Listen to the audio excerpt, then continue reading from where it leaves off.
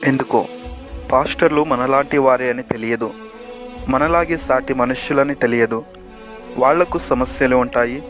వాళ్ళు అలసిపోతారు, వాళ్ళు విసిగిపోతారు, వాళ్ళు డిప్రెషన్కి గురవుతారు, వాళ్ళు ఒంటరితనాన్ని అనుభవిస్తారు.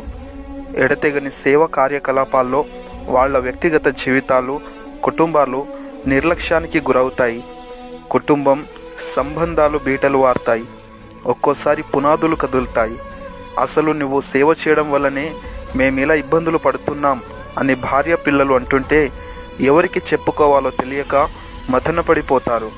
తగినంత సమయం కుటుంబంతో గడపలేక బాధపడుతుంటారు.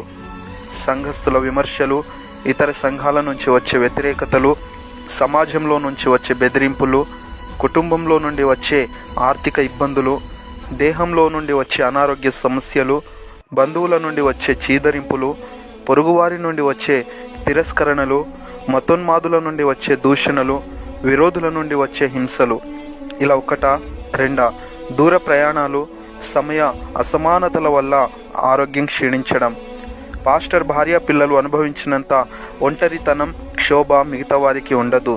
కానీ క్రీస్తు కోసం వారి జీవితాలను త్యాగం చేస్తారు. స్నేహితులను, సంబంధాలను కోల్పోతుంటారు, దుఃఖపడుతుంటారు. అయినా అందరి ముందు నవ్వుతూనే ఉంటారు.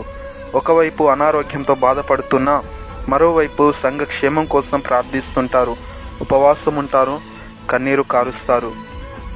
అలాంటి పాస్టర్స్ని మనం ఎలా చూస్తున్నాం? తిడుతున్నాం, దూషిస్తున్నాం, అపహాసిస్తున్నాం, అవమానిస్తున్నాం, నిందిస్తున్నాం, వెక్కిరిస్తున్నాం, చిన్నచూపు చూస్తున్నాం, పలువురిలో పరువు తీస్తున్నాం.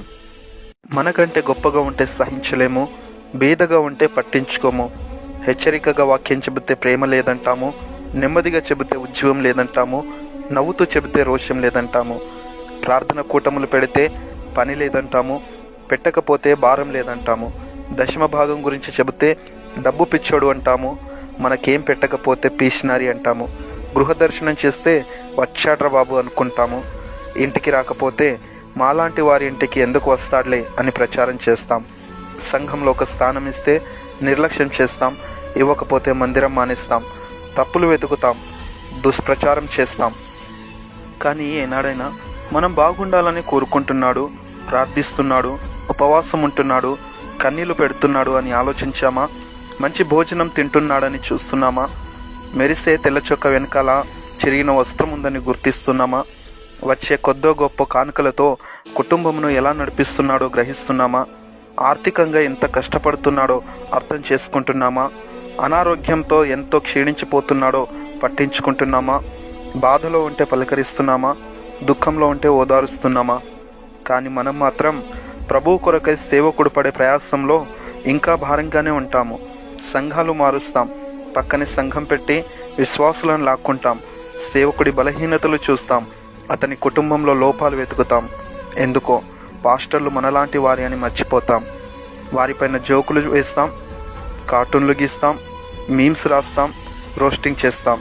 స్పందిస్తే సహనం లేదంటాం, ఊరుకుంటే తప్పు ఉందంటాము. అతని వల్లే నవ్వుతాం, అతన్ని ఏడిపిస్తాం, అతని వల్లే బాగుపడతాం, అతని నాశనంను కోరుకుంటాం. అయినా పాస్టర్ కూడా మనలాంటి వాడే అని మర్చిపోతాం.